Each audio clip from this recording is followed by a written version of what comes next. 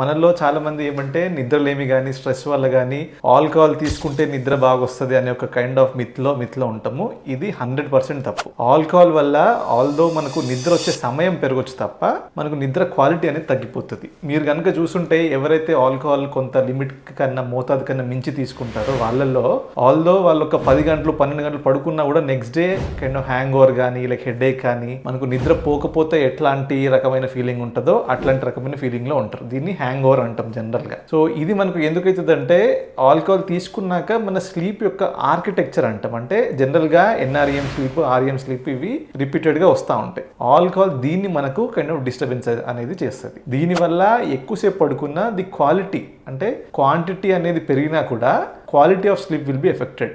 దీనివల్ల వివిధ రకాల ఇష్యూస్, నిద్ర పట్టకపోవడం వల్ల ఇంకా వేరే స్ట్రెస్ పెరగడం ఇవన్నీ కూడా ఉంటాయి. సో నిద్ర కనుక మీకు డిస్టర్బెన్సెస్ ఉంటాయి సైకియాట్రిస్ట్ కలవండి తప్ప ఆల్కహాల్ జోలికి వెళ్ళకండి.